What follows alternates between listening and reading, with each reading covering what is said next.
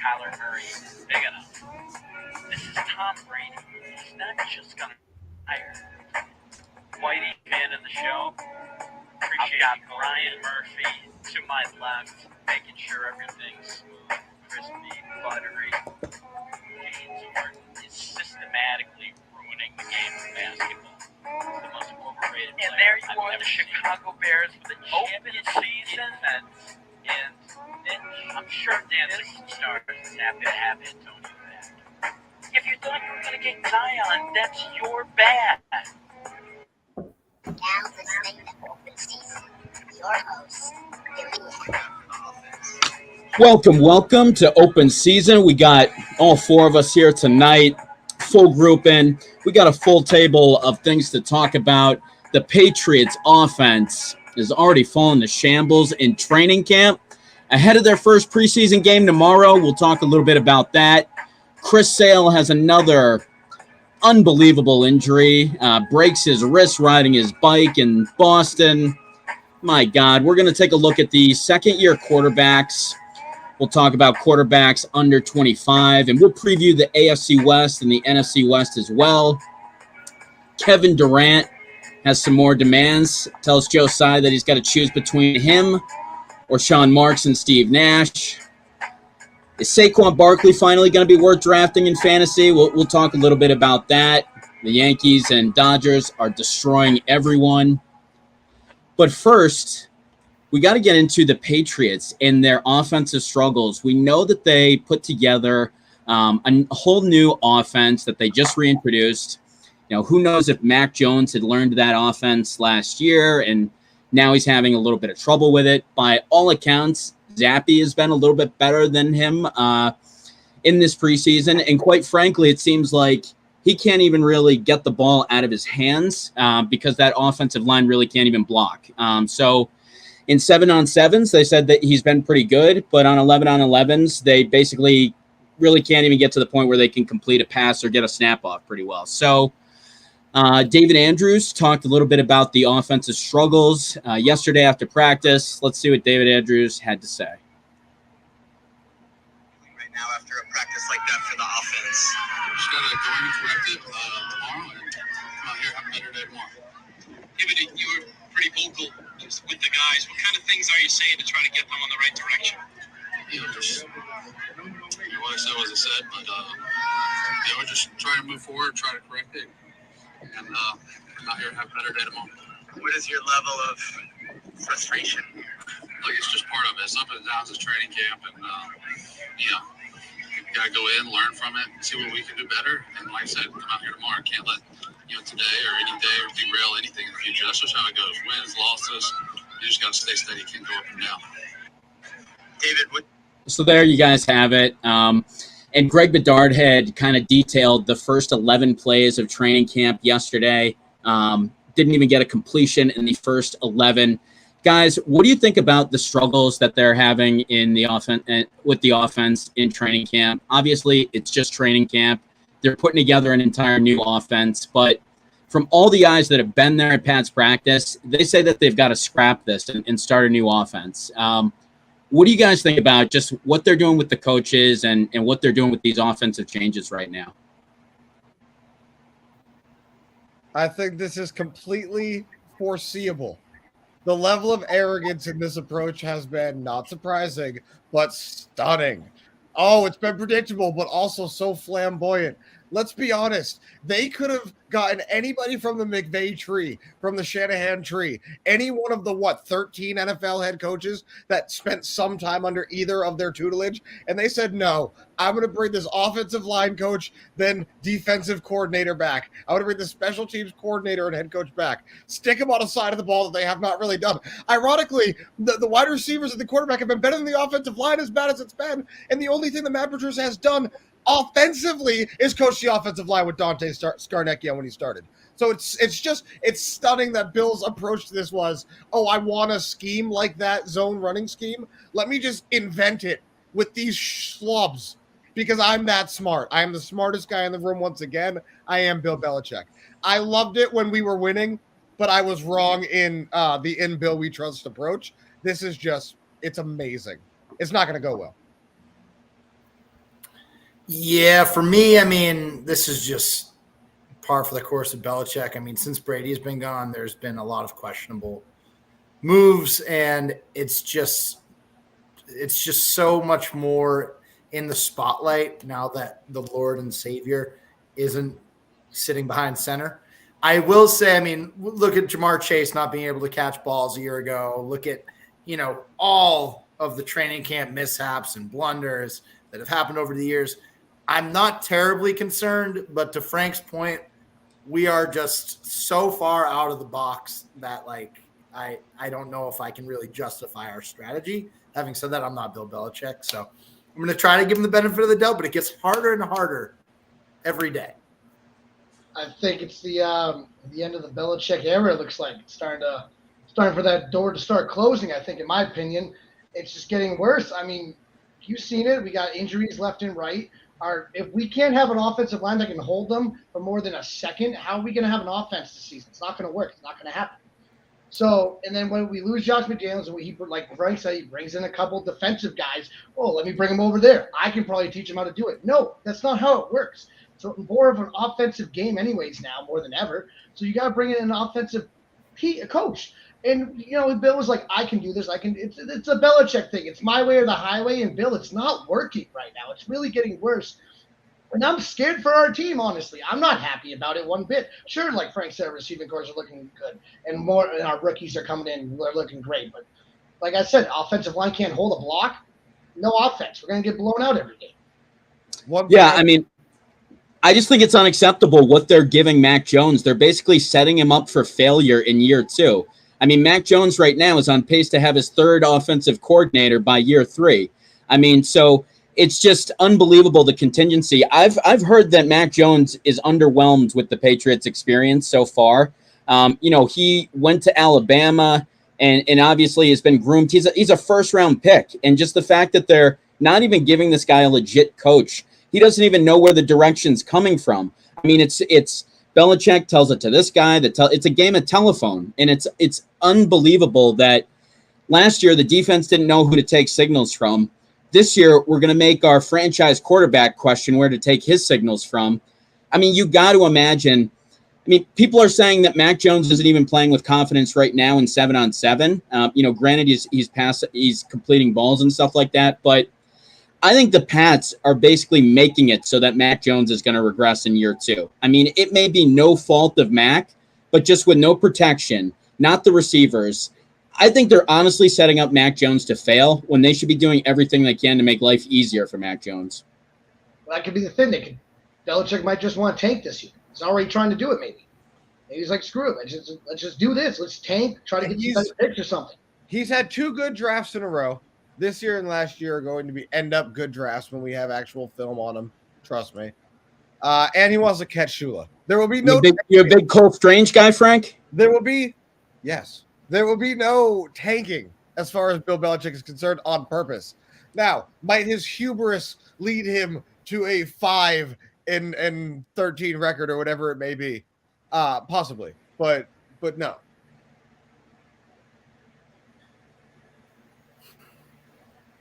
But no what? No, he would never tank. No, he's not setting this roster up so that he can intentionally lose games. I think he just wants to do things his way, and I think he's going to be sadly mistaken this time. I mean, how many times do we say that Belichick zigs when other people zag, and it's kind of been something that we've applauded. I think this time he is going in a direction you just can't. I mean, you cannot rely on your team to just hold on to the ball and run the ball these days. You have to be able to look at these top teams. They all score 30 points. And if you don't have an offense that can do that, I just don't see how this team is going to score significant points at this point of the year. Now, it's training camp, but I expect them to look like a mess tomorrow against the Giants from all accounts. If they can't even practice well, this is going to be pretty scary to see how they're going to play in a game.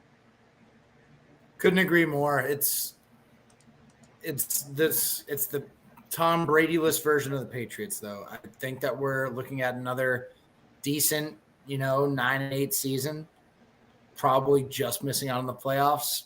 This is our new norm. We aren't who we thought we were without Tom Brady when he left. We thought, okay, we still have Belichick. We're going to be perfectly fine. And I think Tom Brady covered up a lot of questionable, personnel. What it allowed Belichick's philosophy to work. I think the Belichick philosophy was truly built around Tom's ability to bring out the most in what they had on offense, right? To lead, to get people in check. And they don't have that right now. There's no one on the team that commands that level of respect. And you can't put a price tag on what Tom brought to the table. You just can't. So I think Belichick wouldn't give him 2 years, 50 million. Unbelievable. Pretty unbelievable stuff. Ego. It's an ugly thing. It's believable.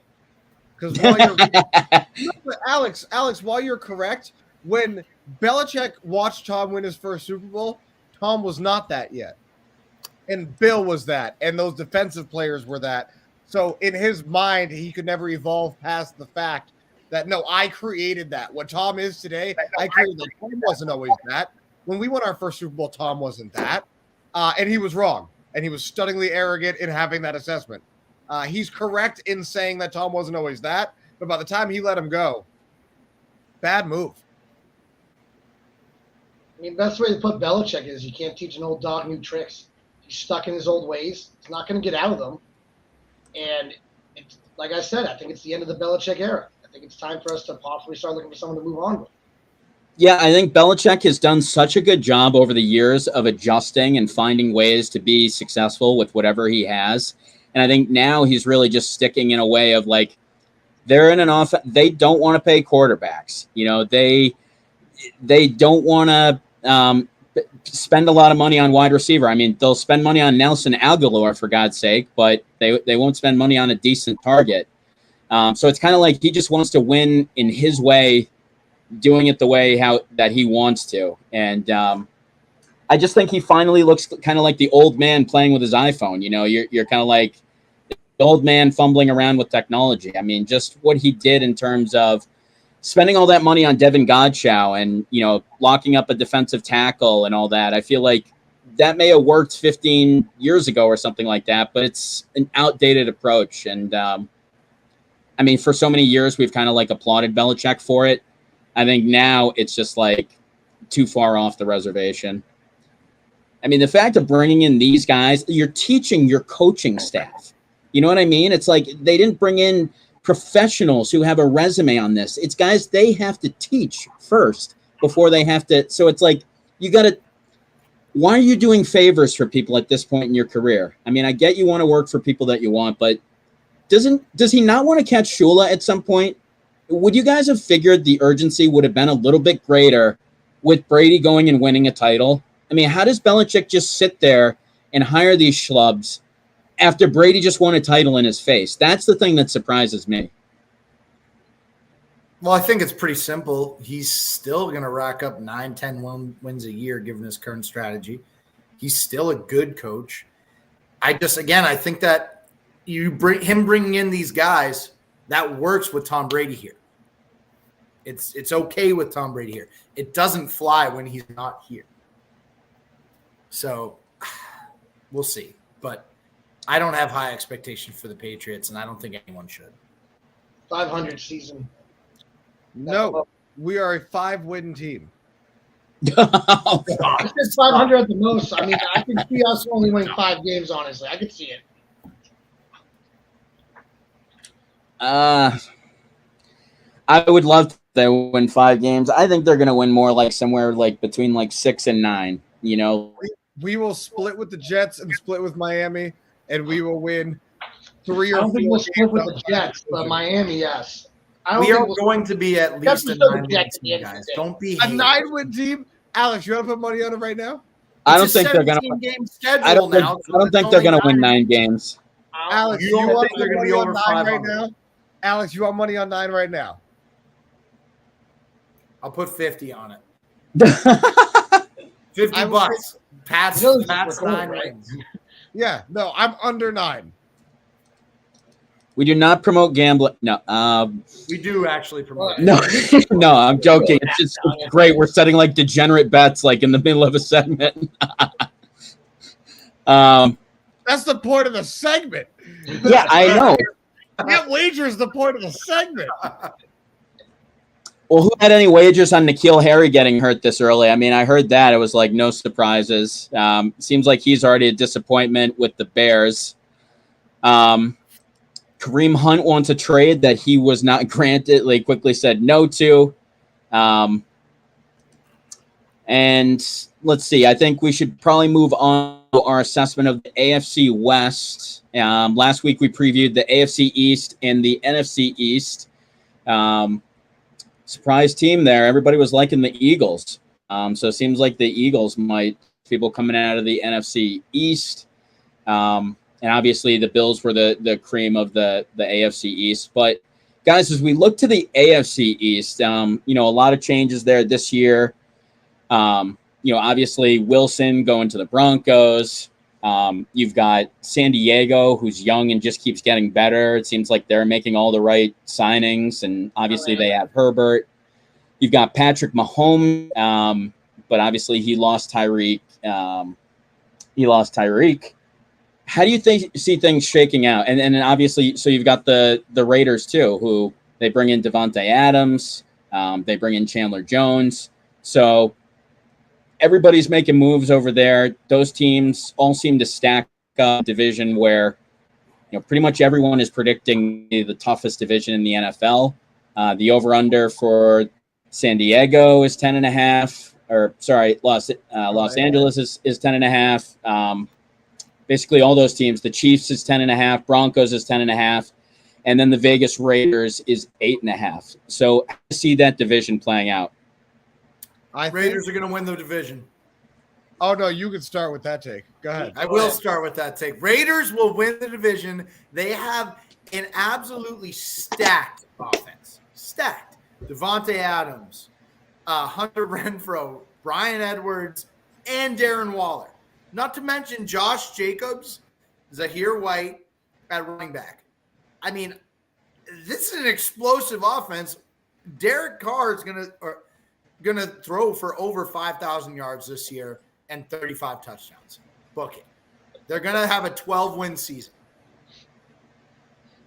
12 wins. Let me ask you, before I even – so how far do you think they'll go in the playoffs? I think they'll go to the AFC Championship game and lose. Okay. I agree with you. Their offense should be great. We spoke before the show. I think Hunter Renfrow is as legit as it gets. I think he's very innovative for his position. He's the best slot guy in the game, probably the best slot guy that the league has seen, maybe since Edelman. I mean, he's special. Devontae Adams is the best receiver in the game right now. Darren Waller is the best tight end in the game right now. They've got a lot to be proud of and ready to play with on offense. They're in a very tough division. I don't know that any team in that division wins more than 50% of their games within division. I think this might be a year where you just win your division home games, and that's about it. I think 10.5 for all these teams is accurate. I think 8.5 is low for the Raiders. I think each team in this division wins 10 games and goes to the playoffs, especially with every league in existence adding more playoff teams to water it all down. I just think that's the move. But listen, the Raiders, now that I've blown them up and I want to be kind to you, there's no way they win this division. There's no way. They have the fourth best quarterback in the division. Where they do that at? In one of the divisions, it's the fourth best quarterback win. There's just no way. Even with all those offensive weapons, even with all that talent, there's no way. And Justin, that's a very good point because that's where I'm going. I love the Broncos. We were talking before the show about their suspect defense. I can't agree more. It is suspect, but their offense will be legit. I think that they've got 3 very, very good young receivers. They've got a above average young tight end, and they've got a decent offensive line. They were a quarterback away, and they didn't just get a quarterback. They got a Russell Wilson. So as long as they can build the defense for the next 3 years, they've got a window, a real legitimate window. And I think they've got a better team top to bottom than the Raiders do at the moment because both teams struggle on defense, struggle getting up the field on third downs. But I trust Russell Wilson more than I trust Derek Carr, and I like Carr more than most. And then moving up, we got the cream of the crop. San Diego Chargers, or sorry, you've got me, Billy. The LA Chargers, having probably the second best quarterback in the division. I think there are weeks where he's the best quarterback in the NFL. He makes very unguardable throws. I really like Justin Herbert and the way he manipulates. He's big for being as mobile as he is.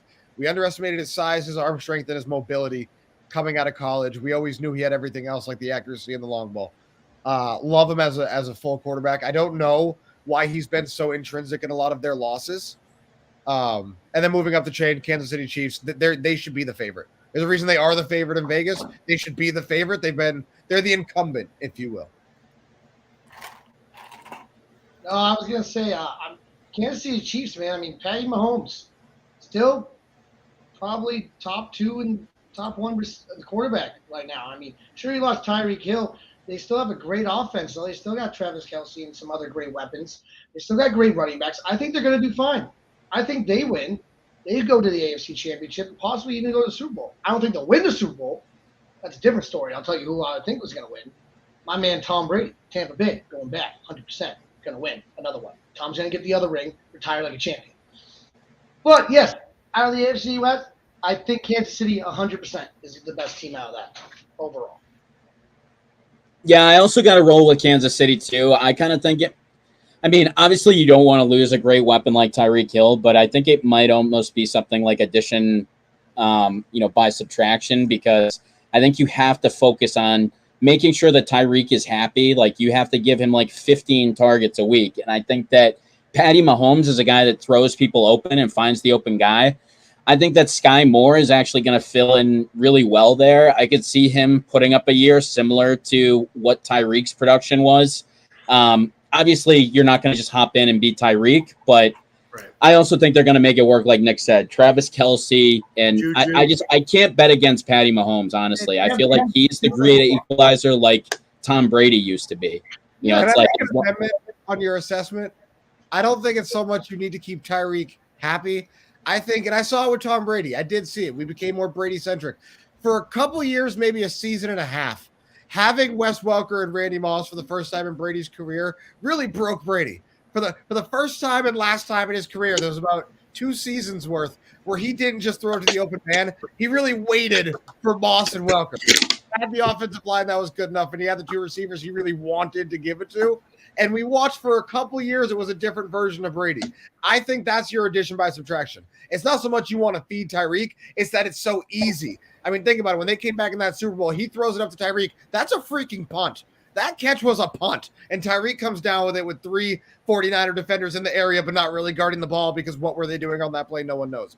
But it's not so much you need to keep him happy. It's that he has got such different level speed that it became so easy to give him horizontal passes and watch him go vertical than it was to do anything else or wait for the play to develop.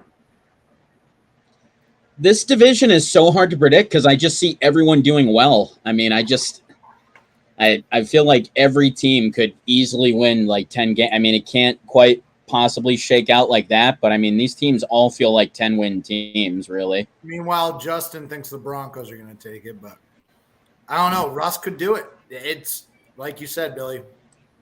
Justin's a big Sierra guy, so that's why he got the rooting interest for Russ. So if we're to, do we have any bold predictions for that division? Whether it be like a leading receiver, somebody who comes out as a top defense, or somebody who comes out as a good deep threat. Any bold predictions that anyone cares to make about that division while we're on it? Hunter Renfrow and Jerry Jeudy will lead their team in receiving yards. I think I made mine already, in that Derek Carr is going to be – I think he's going to have the best year of any of the quarterbacks in that division. Okay. I'll make a wild one. I'll say Russell Wilson, 4,000 yards, 32 touchdowns. It's pretty standard for us. I don't know how bold that is. Yeah. Well, all right. Interceptions as well. We'll go with that. On the interceptions. Nick, you're predicting that water will be wet, but I appreciate your participation. I mean, come on. It's hard to really, you guys already picked the 2 craziest ones. How am I supposed to pick one? What if we said the LA Chargers are top 5 in defense? Is that a hot prediction, or is that pretty lukewarm? They've got Bosa, Mack, Murray, James, J.C. Jackson. They should be able to be better than they've been. It's amazing how underwhelming that team has been on both sides of the ball. That team is going to have a ton of turnovers. Agreed. Absolute ton of turnovers. I want that defense. They're going to force a bunch, and they're going to turn it over a bunch. I'm sure of it. Love those jump balls to Keenan and Mike Williams. Patrick wants us to show him our feet. We are not going to – I mean, typically we like to oblige the listeners as much as we can. That's one that, Kind of weird, Patrick. just going to have to say no to, unfortunately. Don't want anyone to get too turned on. Yeah, my feet. If there's any Rex Ryan fans in the audience, So if we move to the NFC West, you've got the Niners who they need to, they've got a new quarterback that they're bringing in. Obviously we don't know exactly how good they're going to be.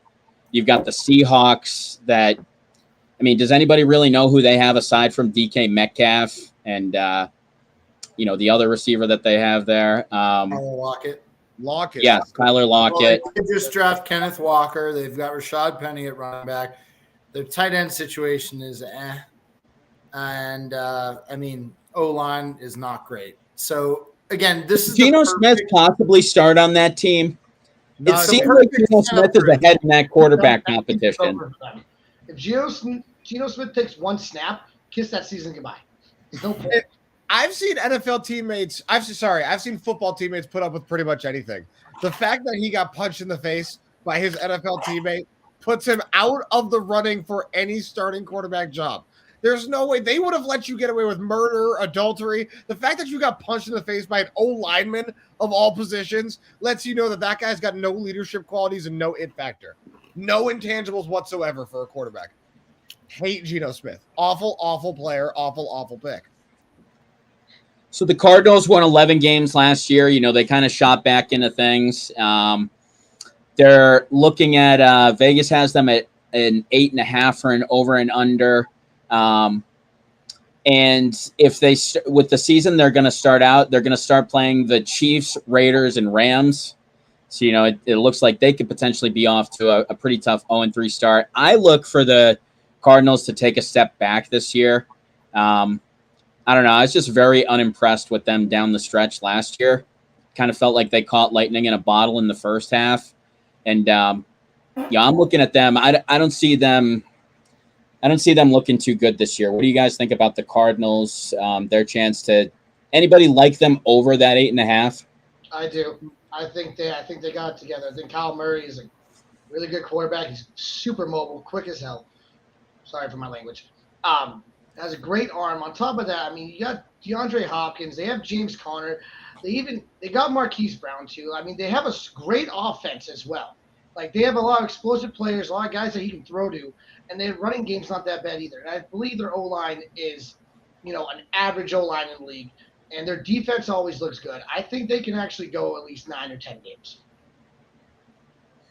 I'd say that's pretty fair, but and I actually think Marquise Brown is a big upgrade as their wide receiver 2 this year over Christian Kirk, who it previous was. Rondale Moore, I think, is a very solid wide receiver 3. A little bit of an underrated guy, but he can really pop with the ball in his hands. And at tight end, they just drafted McBride to be mentored by Zach Ertz. I really like that Cardinals offense. It sucks about DeAndre Hopkins being out for 6 games, but I do think that they're probably still going to have a very good season, and they actually have time to prep for D-Hop being out. D-Hop was out for a lot last year.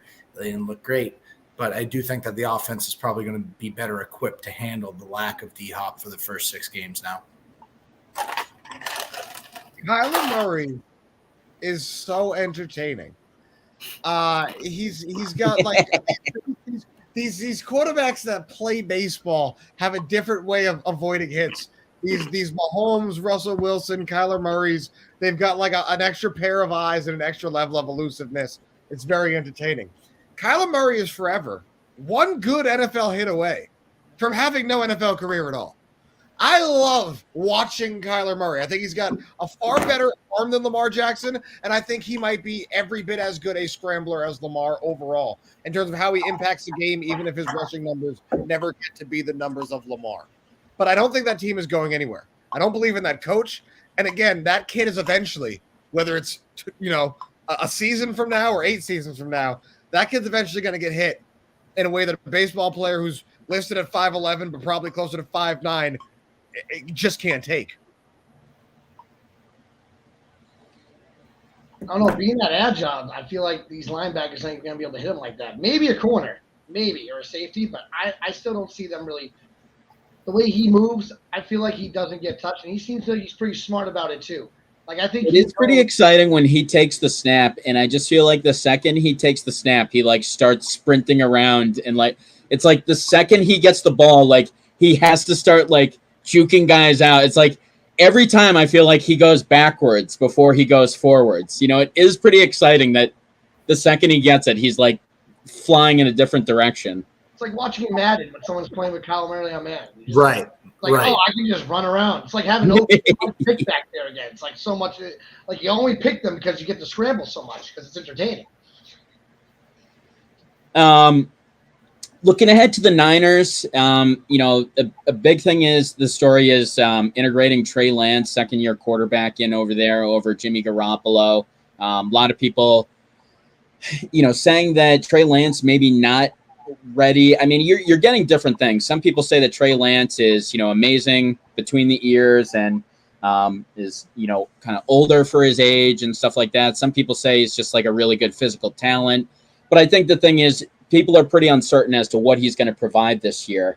I believe in Shanahan a lot in terms of just getting an offense going. It's like even when he had Jimmy Garoppolo, he basically created like more of a horizontal offense to make that work. And I think he'll do something to be able to make things better for Trey Lance. But they're sitting at a 9.5 over under. I just see them below that. I see them below that. Do you guys, anybody make a case for them being over the 9.5? I'll circle back. First of all, yes. And I'll circle back around to why. But it's amazing that everybody has faith seemingly in Shanahan, but he's got a sub 500 record without Jimmy Garoppolo. I love that the narrative is, oh, he's put up all these wins and numbers and he's done it with Jimmy Garoppolo. Yeah. And that's cool and all because none of us respect Garoppolo, but he hasn't done it without him. So it's amazing that we have this unified faith in him when he's done absolutely nothing without that guy that we have no respect for. 70% of his games he's won with Jimmy Garoppolo. He's sub 500 without him, but we have the faith in the coach. Anyways, I think they'll win more because I think they're super, super talented. I think that's what it is. I think they've still got a good defense. I think they still have good weapon players. I think Debo's a top 4 weapon in this league. I won't even say wide receiver because I don't think he's a top 5 running back and I don't think he's a top 5 receiver. I think he's a top 5 weapon. I think Kittle is a top 2 tight end. And I just think they have enough. I think they have enough to where they'll win more games. Trey Lance is good enough. I'm not sure I believe in him as much as everybody else does. But here's my thing. For the season, for this one season, if I'm the organization, I keep both. I have no urgency in trading away this guy I know I can win with so that I can make this guy I don't know I can win with feel better. I've already seen what happens, but we have no options, no backups. If I trade away Jimmy Garoppolo and Trey Lance goes down week 2, you know what happens? I, as Kyle Shanahan, continue to suck without a good quarterback. Are you ready to cut a $25 million check for that insurance? And are you willing to give up all you did? What? Go ahead. If I'm drawing billions in revenue, yes. This argument never, ever makes sense. You are making so much more money in winning games in pro sports than you are just collecting your collective bargaining or your revenue sharing or whatever it is that your league does in the CBA. You are always better suited winning.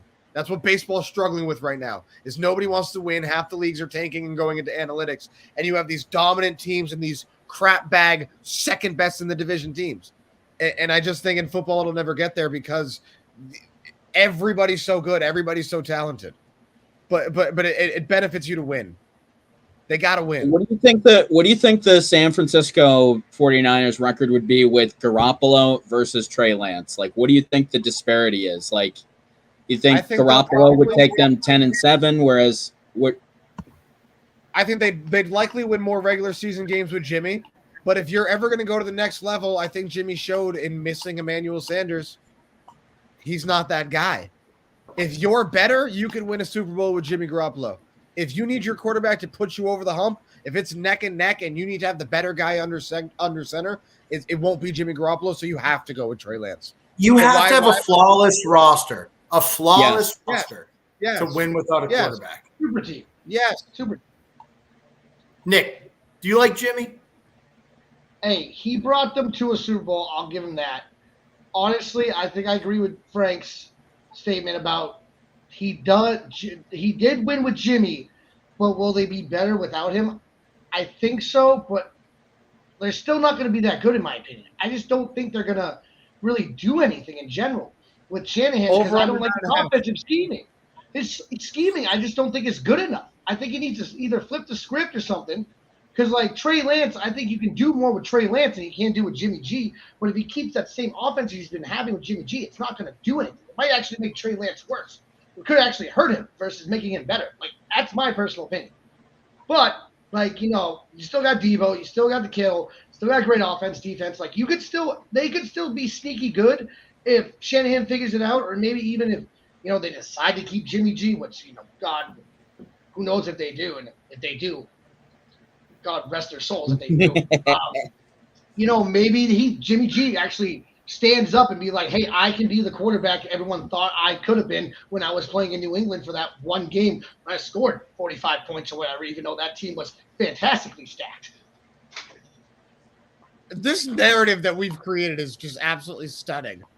Oh, God rest your soul if you keep Jimmy G. The man's won 70% of his NFL starts. This is so, like, and again, Nick, as to your point about the system, just so we're clear, you don't trust the system. The system made C.J. Beathard look like a real quarterback. The system has made running backs from Elijah Moore to Raheem Mostert to every other Jim, Johnny, Jack, and Joe that they have thrown in that system look like a real running back and rush for more than 4 yards. They use the run game more. Like, I feel like they're running more with that scheme. That's not giving a quarterback being better. It's giving you have a better offensive line so you can actually do more run plays and open it up. And then once the defense commits to the run, you can just throw it over the top. It's not that hard. It's Pee-wee football we do up here. It's not difficult.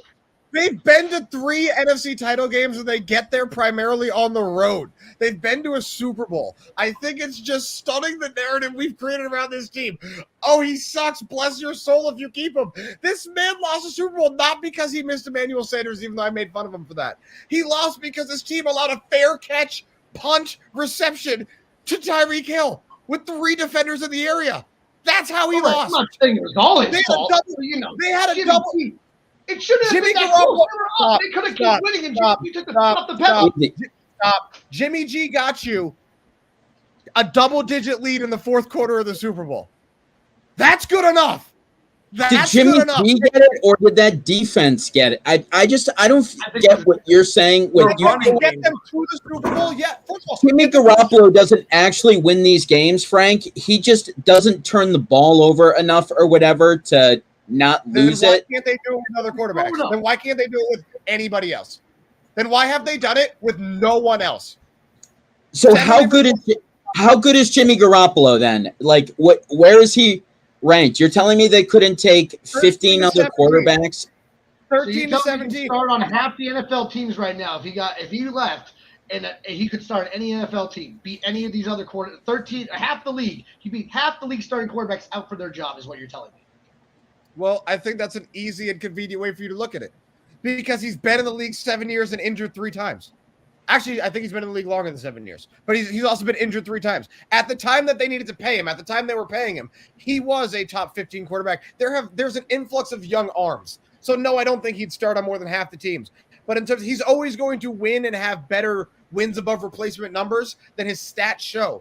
And I think you can win with him if everything else is correct. That's not true for every quarterback. If your team keep going, take him over like Trevor Lawrence or Justin Herbert right now. To win right now, yes, but that's why I wouldn't get rid of him.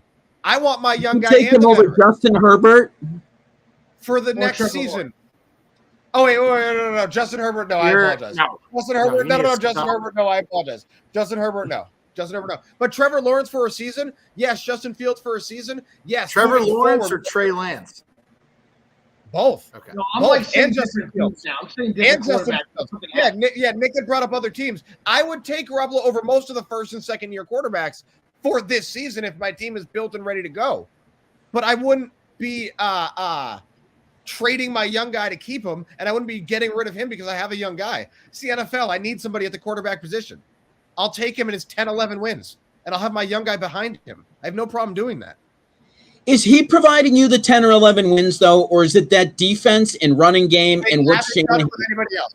They had the run game and the defense with those other quarterbacks and didn't win. So you can keep asking the question however many ways you want to. Yeah, And the okay, answer, fine. With C.J. Beathard, okay, who else did they have that was even decent? They haven't had any other decent quarterback in there. not his fault. Is Shanahan's fault? Not his fault. Yeah, Not it's not his fault for the wins either. Well, that's what you think. And personally, that's what I think. But at the moment, we don't have numbers that say that because he's done it with 0 other quarterbacks. So at the moment, 100% of his success as a coach is with this guy that we don't even think is good. So at least can we But put some you think he can do it with 0 other quarterbacks then? Or you think that he's just No, I don't. No, I don't. But isn't it amazing that we have all this faith in the coach? Yet it's just we in New England who just watched Belichick Brady, and who like all were kind of skeptical, like Bill might do this anyway, and then watch how wrong we were or how right some of us were in choosing Brady. And we're watching this right now, like I have all faith in Shanahan. Never done a GD thing without this quarterback, but I think that quarterback is rubbish. That coach is successful. I said I had faith in him to scheme up an offense. I did not say I have faith in him to win a Super Bowl, but I do have faith in him to create an offense out of nothing, basically. Like, I'm not started this argument saying, like, I know Jimmy G brought them to a Super Bowl. I was agreeing with that. I don't believe in Shanahan. I was thinking Shanahan needs to change up his scheme. And do I think Jimmy's as good as what you think he is? No. But, like, the stats don't lie. Like, you're right. He did win 70% of the thing. But I'm just saying. I think Trey Lance. I know. The second you said that, I went and Googled it and was like, "Shit," right. As I think he is. I don't think anything. I don't think anything. That's math. There's not a thought there. 71.4% of his starts. What the f? Sorry, it doesn't even make sense. Did you Google Shanahan without him? Because it ain't pretty. Because it ain't pretty. Wait, well, how bad is it? It's worse than Belichick without Brady. So tell your friends about that. Oh, there's nothing worse than Belichick without Brady. No. Garoppolo. All right, so let's get to the defending champs, Los Angeles Rams. The over-under for them is 10.5. They definitely have a target on their back this year, I would say. Everybody's obviously going to get their best shot. Then they lose Von Miller. They lost Darius Williams. They lost Andrew Whitworth. And, they're also without Robert Woods, Odell Beckham. What do you guys think about the potential of a Super Bowl hangover for them? Do you expect them to be back and competing for a Super Bowl this year? What's your read on, I think Allen Robinson will do really well to fill in the void at receiver. And, obviously they also bring in Bobby Wagner. So it just seems like they keep finding ways to find more money. So it's like where they have gotten the holes, they've seemed to plug them up. Let me ask a question. Who's the better wide receiver right now? Allen Robinson or Odell Beckham? Who? Allen Robinson or Odell or Robert Woods? Robert Woods. Pretty comparable, I would say. I'd say Allen Robinson is a big upgrade. But Allen Robert Woods is a very he has more of the dynamic ability, but Allen Robinson is the better overall wide receiver. But that ability to take, end arounds and stuff, Robert Woods is better than Allen Robinson at that portion of football. But as a pure wide receiver, I'll take Allen Robinson over him all day. And you still have Odell. Is Odell back with the Rams? No, he's free. I don't think he officially signed. I don't think, right? There's a lot of smoke around him coming back, but I just feel like the Rams did get better. I really do. Because Odell, if you remember, Odell was out or he wasn't part of the Rams for a lot of the year. By the time he's back, it'll be like the same thing all over again. So, all I know is that defense is just unbelievably stacked. It's like hands down number one league. It's probably it's gonna be mayhem offenses playing that defense. Like it's got to be so tough. Like I don't think teams are going to score more than, I'll give it an average 18, 20 points a game. I'd say that defense lets up at the most. Like they were good last year. They got better somehow. Like Alex said, I don't know how that even possible, but they statistically were the best last year. They're going to be the best this year, and I think they are. With the Rams offense playing them in training camp, obviously, it's going to make the offense even better. So when you're playing these subpar defenses or mid-level defenses in the league, you're going to be pooping all over them because it's like, oh, we just played against ours, and they're number one. This is easy. We can do this all day. And, like, Aaron Robinson is an upgrade from Robert Woods. I agree with that. Stafford looks good. I don't think he doesn't – he's looking good. He looked amazing last year. He's probably going to do just as good, if not better. I think these Rams could go all the way back.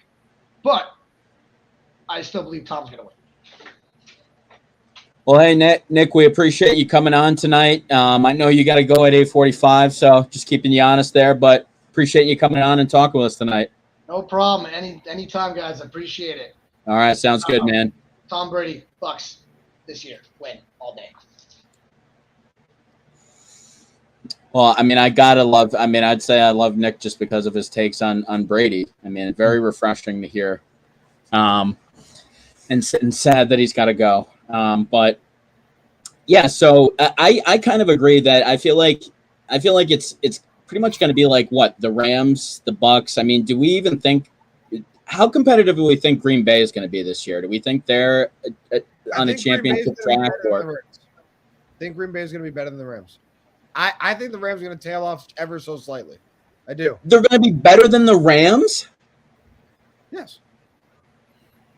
How so? They're going to like win more games than them, or they're going to playoffs? No. God, no. Absolutely not. There's no chance that they're incorrect. That was the most idiotic thing I've ever heard. And may God have mercy. The lie detector test lost that was live. They've filled in his spot by promoting Alan Lazard to wide receiver 1 and drafting. He went from Aaron Rodgers, D1 AA wide receiver. Who's his best receiver? Valdez Scantling, or isn't Alan Valdez Lazard? Scantling's in Scantling's Kansas with City. the Chiefs. Yeah, he's not even there. And then so who else? They got Sammy Watkins too, didn't they? Yes, who's not? That's fine. It's awful. Sammy Watkins is such like a desperation signing at this point. The top 5 quarterbacks in the league can throw to you and I and still win.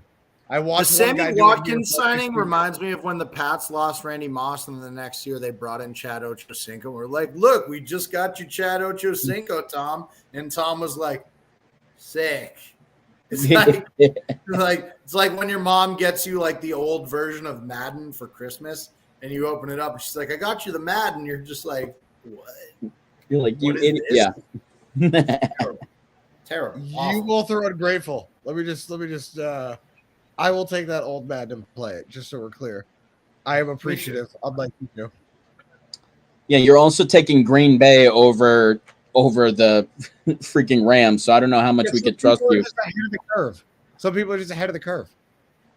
What is your justification for why they'll be better? I'd like to hear it. Because 90% of teams in pro sports can't handle prosperity. It's a very big ask that Sean McVay, who's already had so much smoke blown up his butt, that after winning a Super Bowl, he's not going to think that his poo don't stink. And Matt Stafford got to prove everybody wrong after 11 years. I just think complacency starts to set in, and I don't think they got better. And I don't think their offensive line is going to be as good. I think their skill positions stayed just as good. They're going to have a healthy Cam Akers. They're going to have a more healthy running back crew than they did. Their wide receivers are plus or minus neutral. And I think Stafford, at the very least, should be better statistically, being in that system an extra year. But I have no faith that team will be better. Because we've talked about this before. You can be better individually as a team and still be worse in comparison to your peers. And I think that's something we're going to see here. I think complacency is a hell of a thing. And for the record, the Packers have Aaron Rodgers, who's every year thinking about retirement. So I do think every year that he's there, they have urgency. I just don't see what you see in Green Bay. I hear what you're saying. Like maybe you don't think the Rams, are as good as they were last year, but I don't see what you see in Green Bay that is going to They're make going to them be slightly above average and retool the team. They're going to sign a maybe big they'll- wide receiver in free agency. If they don't sign Odell, who's still out there, Odell's the name. Packers do not want to win this year. They don't want to win. I just don't know how you can Didn't say he that. want to go to the Packers? Didn't he want to? Yes. Money. Matt LaFleur wins even more than Jimmy Garoppolo does. So I just think like that's what I'm going with. He's also been to an NFC title game.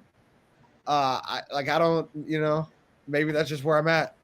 He usually doesn't win less than 12 regular season games. I don't know. Maybe historical precedence is what I'm going with. It's not just some shot in the dark or some dynamic take that I made up. Maybe I'm just going with everything I've seen. What's Matt LaFleur been in the league? 4 years. And he wins even more than 70% of his games, so I'll take it. I'll take that coach. I'm sorry.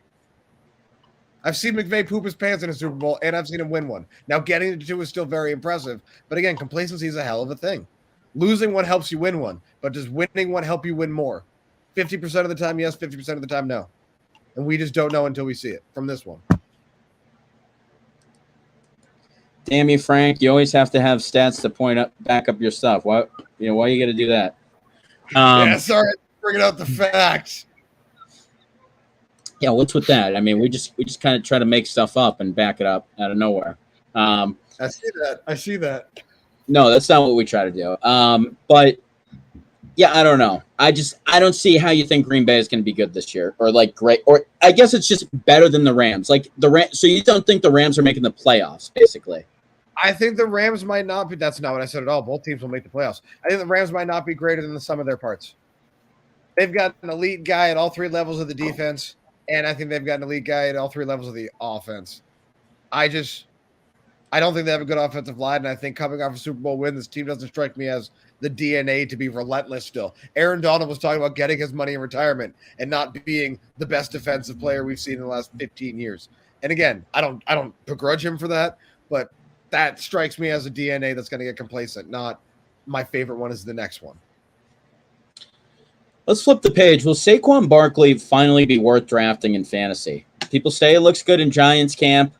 It's been like 6 years now that people have been taking him up top. I mean, if he comes around the board and you can take him, what do you think for Saquon? Wasn't it 3 years ago he was an effective rookie and then he was injured for 2 years? It's his fourth year. He's on his rookie contract still. He hasn't even been in the league 6 years. And yes, he'll be worth it this year. He'll be worth it every single time he's not injured, even if he's running behind no offensive line. An absolute travesty that you would choose to draft a running back second overall and let him run behind no offensive line. This organization is a complete joke. They gave Eli Manning no offensive line at the end of his career, but he was tough and better than Daniel Jones could ever dream of being in a million universes. So I just, why you would draft Saquon second and then say, here you go, kid, run behind no one, makes no sense. I don't blame him. And if you've drafted him in fantasy, yes, that stinks, but it stinks worse for him because that dude is the real deal and has gotten a raw shake because he's in an organization that has not supported him or surrounded him with the talent he needs. Yes, he'll be worth it this year, but it'll be only because of him because he's still surrounded by nothing. Yeah. At least he got Joe Judge out of there. Kadarius Toney's also good. They have more than nothing. Man, aren't the Pats lucky to have a guy like Joe Judge? Yeah, well, for Belichick, that's what he wants. I want guys that aren't going to push back. Give me my sons. Give me guys that have been fired and 80% of their yearly contract is being paid by a different organization. Yeah. Yeah. I'm convinced Belichick's paycheck is just one coaching budget that Kraft gives him every year, and that's why he always wants coaches on the cheap. Because it's like, if I get $20 million total and I only spend $2 million on all of my assistants, I get $18 million. I'm convinced that's how it's always been, and that plays into why he's so cheap with his assistants. I'm so convinced of it. God, it's disgusting. Nah, he's earned it. He deserved that. Bill don't become Bill without Brady and vice versa. I'm happy to be a New England fan. I know I dump on both of them, but I'm very lucky to have been able to watch both of them. Because early Brady would not have done what he did in Tampa Bay. He grew into that, and it was fun to watch him grow into that. That early defensive team, we didn't think so at the time. should be talked about with that Seattle team, with that Broncos team, with that Ravens team for best defense the last 30 years. I mean, it really should. The Pats? Tylon, Seymour, and McGinnis and Sam. Yes. By the time we got to 03, that defense was a GD wagon. It was unbelievably good. That team was not led by Brady. By 06, he was thrown to Jabbar Gaffney and facing the Colts in Indy with Jabbar Gaffney, Riche Caldwell, Chad Jackson. It became all about Brady, and he became what he is now, the GOAT. Early on, that defense was all-time. Hall of Famers left and right. I didn't even mention Colvin. Didn't even mention Bruschi. Didn't even mention Vrabel. Didn't even mention Wilfork. Didn't mention Ty Warren. I mean, I can go forever. Tabucky Jones. I mean, these teams. Rodney. We got rid of Lawyer Beloy. Got Rodney Harrison. I mean, those defenses were just an absolute wagon, stacked to the gills. And winning helps begetting other winning, just like wealth begets wealth. So it helps Brady that he was able to learn how to win, and then he was the driving force behind why he won. But that's not the case early in his career. Well, I mean, Parcells put that defense together. Yes, he did. But Belichick didn't bring in his. If Belichick is going to get mad and say that he made Brady, Parcells made Bill. Parcells made Bill, made that defense.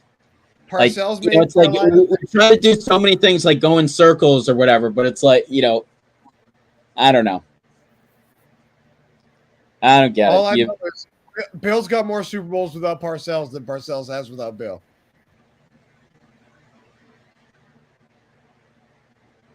But when you watch that 30 for 30, to your point, Belichick does kind of seem like the younger brother. He does kind of seem like the dweeb. Whenever they get both of them in the same room in that documentary, it is very clear that the daddy in that relationship is Parcells. It's very funny, isn't it? Isn't it very funny? Yeah, Belichick's just like, you see him in a stage where he never is. He was like about to cry in that when he was walking through like the Giants facility on that documentary they did. It's like, guy doesn't even get emotional when he wins a Super Bowl, but walking through the halls of like where they treated him like a slave back in like the 80s and stuff, like those were hard days when he was a defensive coordinator over there. And Lawrence it's like he lusts for that. It's amazing. This is why my point was trade. Listen, we should have traded Brady and Belichick. I'm telling you.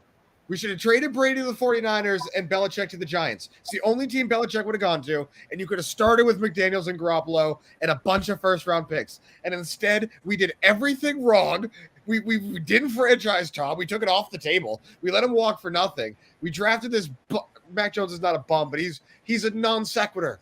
Do you know how good you have to be to win with Mac Jones? You have to have the best team in the league.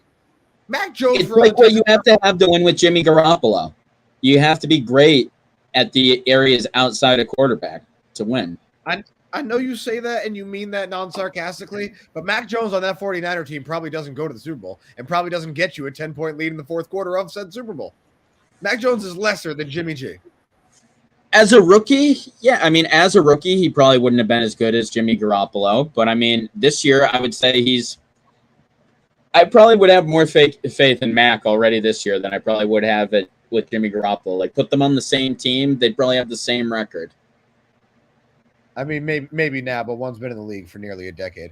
I apologize for getting us distracted because we were on Saquon, so we can redirect because I do think that's a better topic. And as I already said, I do think he's also wicked primed. Like, I think Gibson is too. I think a lot of running backs had subpar years last year and are now being just popped under the radar. You think Antonio Gibson's primed for a big year? I do. I think there's a lot of running backs. Like I said, there were some running backs that underperformed last year that the league is I just was worried about them drafting Brian Robinson, but I don't think he's going to eat into as much of Antonio Gibson's workload as we think. I like ETN a ton. I don't think he's going to cut into James Robinson's touches. And I just think that some of these running backs, Saquon in particular, amongst these guys are primed for big years. I think it's Mixon's last big year. But I think Saquon's going to be the cream of the crop because I think finally that team has enough on the offensive line. They've drafted it for the last 4 years. Agreed. I think Saquon's primed for a big year too. I almost took him at the 2 point. What did I almost take him? The 2.12 in a startup draft. I was very, very, very close to pulling the trigger on Saquon, but didn't. I think he's going to be a very good player this year. Well, all right. We've got to pull the trigger on this episode. We appreciate you tuning with us. We'll be back next week, same time, same place. Be previewing some more divisions, and we'll see how the Pats look against the Giants this week. Take care, and we'll talk to you then.